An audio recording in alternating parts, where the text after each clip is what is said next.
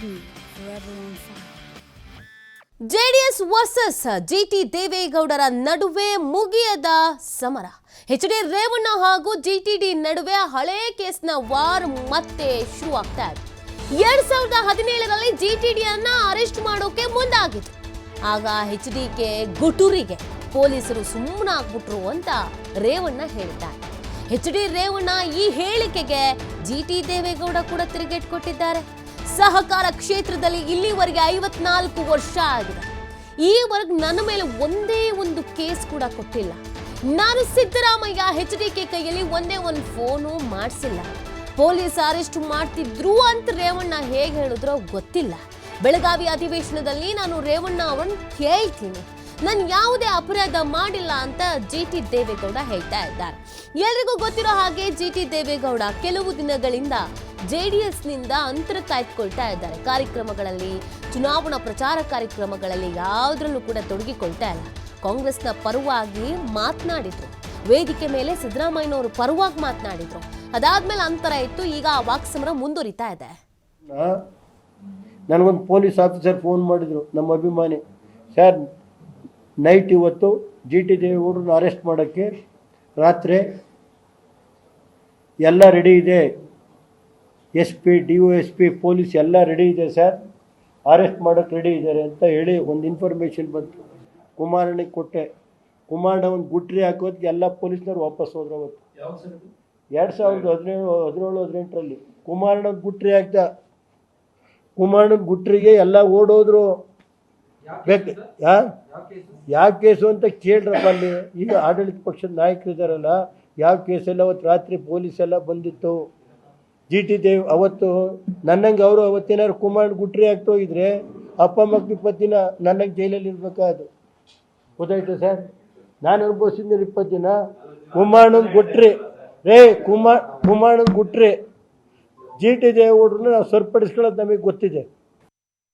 ಆ ಸಹಕಾರ ಸಂಘದ ಕಾರ್ಯದರ್ಶಿಯಾಗಿ ಸಾರ್ವಜನಿಕ ಜೀವನ ಏನು ಪ್ರಾರಂಭ ಮಾಡಿದ್ದು, ಸಾರ್ವಜನಿಕರ ಸೇವೆ ಮಾಡಲಿಕ್ಕೆ ಆವತ್ತಿಂದ ಇವತ್ತಿಗೆ 54 ವರ್ಷಗಳಾಗಿದೆ. ನನಗೆ ಯಾರೂ ನನ್ನ ಮೇಲೆ ರಾಜಕೀಯವಾಗಿ ಕೂಡ ಕಂಪ್ಲೇಂಟ್ ಕೊಟ್ಟಿಲ್ಲ, ಯಾವುದೇ ಒಂದು ದೂರು ಕೊಟ್ಟಿಲ್ಲ. ಸಿದ್ದರಾಮಯ್ಯನವ್ರಿಗೆ ಗೊತ್ತು, 25 ವರ್ಷ ಅವ್ರ ಜೊತೆ ಇದ್ದೆ. ಒಂದು ದಿನ ಅವ್ರ ಕೈಲಿ ಪೊಲೀಸ್ಗೆ ಒಂದೇ ಒಂದು ಫೋನ್ ಮಾಡಿಸಿಲ್ಲ. ಕುಮಾರಸ್ವಾಮಿ ಅವ್ರ ಕೈಲಿ ನಾನು ಒಂದೇ ಒಂದು ಫೋನು, ನಾನು ಕಂಪ್ಲೇಂಟ್ ಮಾಡ್ತಾವ್ರು ಕಾಂಗ್ರೆಸ್ನವರು ಅಂತ ಎದುರಿ ನಾನು ರಕ್ಷಣೆ ಮಾಡಿ ಅಂತ ನಾನು ಯಾವತ್ತೂ ಹೇಳಿಲ್ಲ. ನನ್ನ ಮಗನ್ನು ನನ್ನ ಬಂಧಿಸ್ತಕ್ಕಂಥ, ಜೈಲಿಗೆ ಹೋಗ್ತಕ್ಕಂಥ ಅಪರಾಧ ನಾವು ಒಂದೂ ಮಾಡಿಲ್ಲ. ನನ್ನ ಮಗ ನಾನು 20 ದಿವಸ ಜೈಲಲ್ಲಿ ಇರಬೇಕು ಅಂತೇಳಿ ರೇವಣ್ಣವ್ರು ಯಾರನ್ನ ಯೋಚನೆ ಮಾಡಿ ಹೇಳಿದ್ರು ನನಗಂತೂ ಗೊತ್ತಿಲ್ಲ. ರೇವಣ್ಣವರೇ, ನಿಮ್ಮ ಕೈಲಿ ಪೊಲೀಸು ಮಾಡಿಸಿಲ್ಲ, ಕುಮಾರಸ್ವಾಮಿ ಅವ್ರ ಕೈಲಿ ನಾವು ಮಾಡಿಸಿಲ್ಲ. ಯಾವುದೇ ಮುಖ್ಯಮಂತ್ರಿಗಳು, ಮಂತ್ರಿಗಳ ಕೈಲಿ, ಯಾವ ಮಂತ್ರಿಗಳಾದರೂ ಸರಿ, ಚಿಕ್ಕವನಿಂದ ಸಣ್ಣ ಹುಡುಗನಿಂದ ಹಿಡಿದು ಇವತ್ತಿನವರೆಗೂ 54 ವರ್ಷ ಸಾರ್ವಜನಿಕ ಸೇವೆಯಲ್ಲಿರ್ತಕ್ಕಂಥ ನನ್ನ ಮೇಲೆ ಯಾರೂ ಕೊಟ್ಟಿಲ್ಲ. ನಾನು ಯಾವ ಲೀಡರ್ಗಳ ಕೈಲೂ ಕೂಡ ನನ್ನ ಅರೆಸ್ಟ್ ಮಾಡಿಬಿಡ್ತಾವ್ರೆ, ನನ್ನ ಮೇಲೆ ಕೇಸ್ ಹಾಕವ್ರೆ, ನಿಮ್ಮ ಬಿಡುಗಡೆ ಮಾಡಿಸ್ಕೊಡಿ, ತಪ್ಪಿಸಿ ಅಂತೇಳಿ ನಾನು ಹೇಳಿಲ್ಲ. ರೇವಣ್ಣ ಹೇಳ್ತಾರೆ ಕುಮಾರಸ್ವಾಮಿ ಆಗ್ರಹ ಮಾಡಿದ್ರು, ಅದಕ್ಕೆ ಬಂಧನ ತಪ್ಪಿತು ಅಂತೇಳಿ. ದಯಮಾಡಿ ಕ್ಷಮಿಸಿ ರೇವಣ್ಣವರೇ, ನನ್ನ ಕುಟುಂಬನೇ ಬೇರೆ, ನಾನು ಬೆಳೆದು ಬಂದಿರೋದೇ ಬೇರೆ. ನನ್ನನ್ನು ಅರ್ಥ ಮಾಡ್ಕೊಳ್ಳೋಕ್ಕೆ ನಮ್ಮ ಮನೆಯವ್ರ ಕೈಯಿಂದನೇ ಸಾಧ್ಯ ಇಲ್ಲ. ನೀವ್ಯಾರು ನನ್ನ ಅರ್ಥ ಮಾಡ್ಕೊಳ್ಳೋಕೆ ಸಾಧ್ಯ ಇಲ್ಲ. ದೇವರಿಗೆ ಮಾತ್ರ ಗೊತ್ತು ನನ್ನ ಬದುಕು. ಹಂಗೆ ಬದುಕ್ತಾ ಇದ್ದೀನಿ ನಾನು. ದಯವಿಟ್ಟು ಈ ರೀತಿ ಅವನು ಜೈಲಿಗೆ ಹಾಕ್ಬಿಡ್ತಾ ಇದ್ರು, ನಾವು ತಪ್ಪಿಸಿದ್ದೀವಿ, ಈ ಹೇಳಿಕೆಗಳು ಜನರ ಮನಸ್ಸಲ್ಲಿ ಏನಾಗುತ್ತೆ?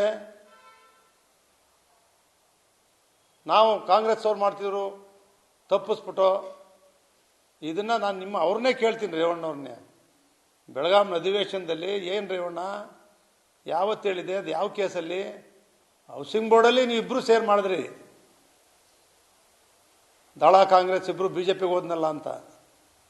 ಆದರೆ ಯಾವತ್ತೂ ಕೂಡ ನಾನು ಆ ರೀತಿಯ ಅಪರಾಧನೂ ಮಾಡಿಲ್ಲ. ನನ್ನ ಮೇಲೆ, ನನ್ನ ಮಗ ಹರೀಶ್ ಗೌಡನ ಮೇಲೆ ಯಾವುದೇ ಕೇಸ್ಗಳು ಕೂಡ ಇಲ್ಲ. ಬಂಧಿಸ್ತಕ್ಕಂಥ ವಿಷಯನೇ ಬಂದಿಲ್ಲ, ಆ ಸಂದರ್ಭನೂ ಬಂದಿಲ್ಲ. ಇದನ್ನು ಸತ್ಯವಾಗಿ ನಿಮಗೆ ಹೇಳ್ತಾ ಇದ್ದೀನಿ.